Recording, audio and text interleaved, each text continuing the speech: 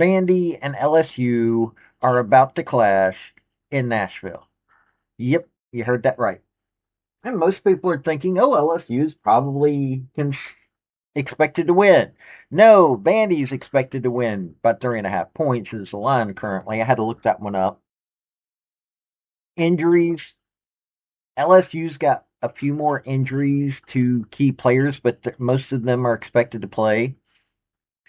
Most of Bandy's losses are on the defensive side. They could play, they may not play, but their defense has not been a major factor this year, and they've done some good things.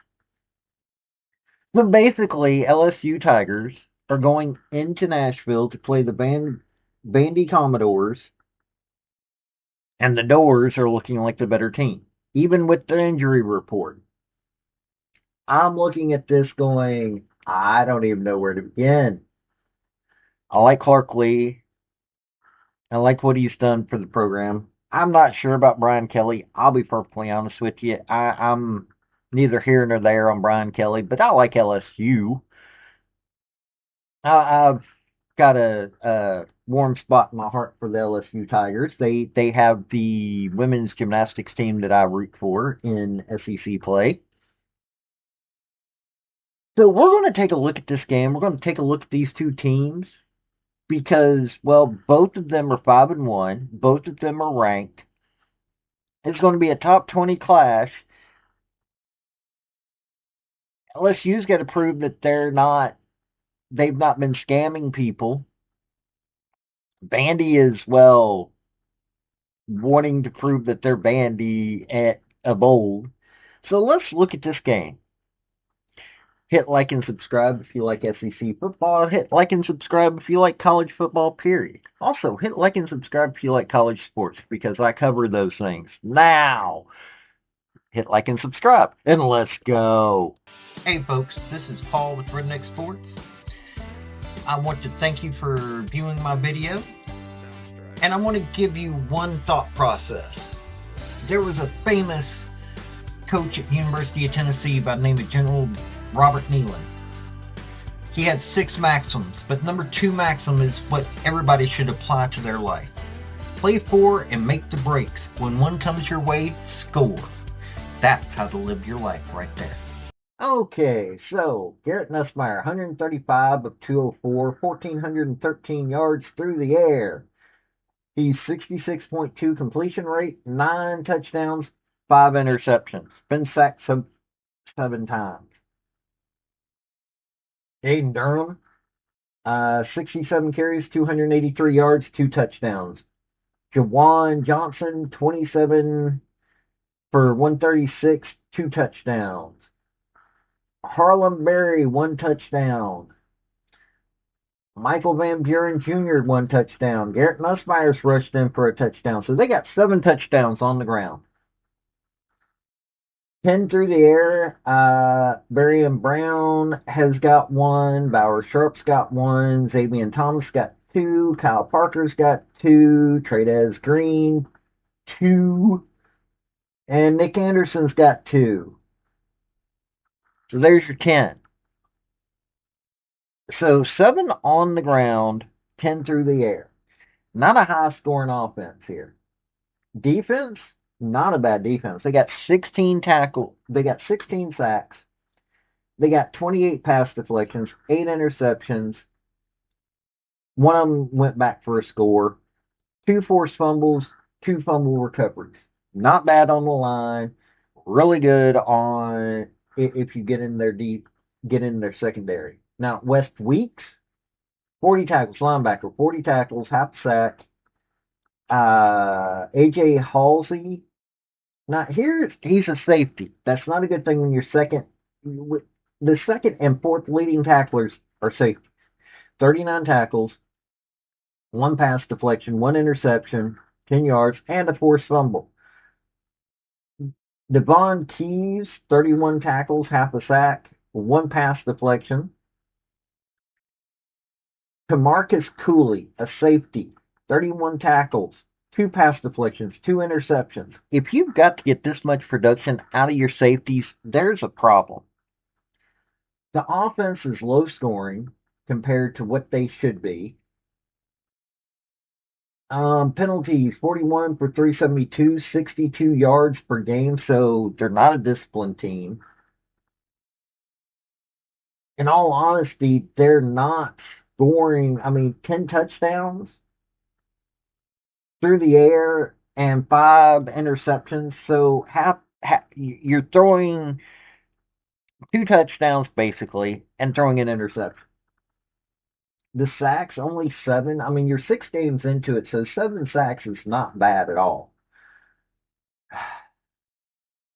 This is a low performing offense with a pretty decent offensive line. A team that's gone up against Clemson at Clemson beat them. Okay, Louisiana Tech, that is what that is. Group 5 school. If you're not better than them, then you've got problems. Beat Florida at home.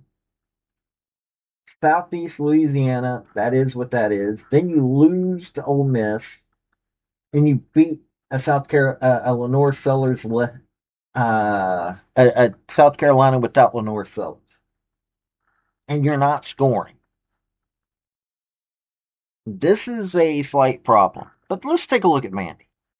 So we've got Diego Pavia, 1,409 yards through the air, 115 of 161, 71.4% completion rate.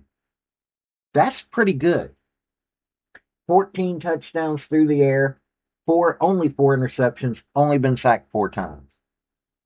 Now, Blaze Brolowitz has thrown a touchdown. So they've got 15 touchdowns through the air, only four interceptions, and 4 sacks. Rushing, hey, Diego Pavia's got two by rushing, 60 carries, 352 yards. Cedric Alexander, a person that very few people talk about, 50 carries, 319 yards, 65-yard long run, 5 touchdowns. Oh, Macklin Young, 21 carries, 211 yards, 62-yard long run, 4 touchdowns. Jamezel Lassiter, 8 carries, 2 touchdowns.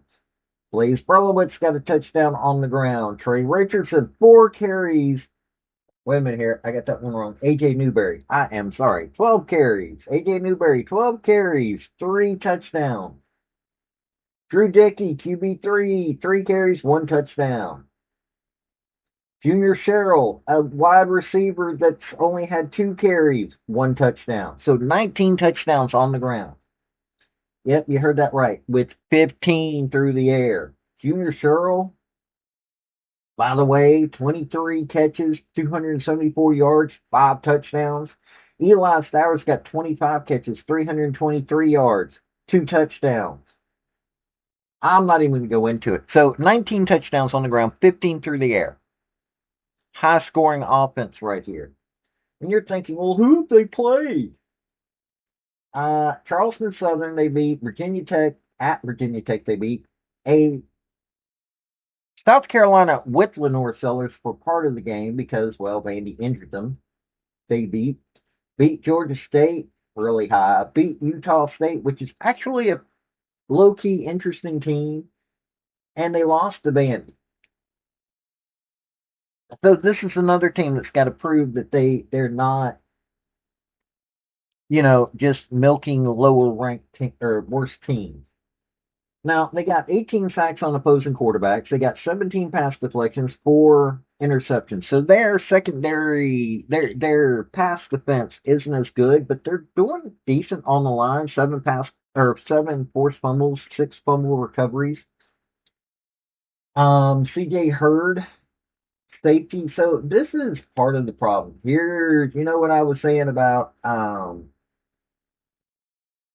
getting into secondary. Well, their safety is their leading tackler. 31 tackles, 1 sack. Why has a safety got sacked?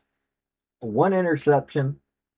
Brian Longwell, 26 tackles, 2 pass deflections, 1 interception. Nick Rinaldi, linebacker, 20 tackles, 2 sacks, 1 pass deflection.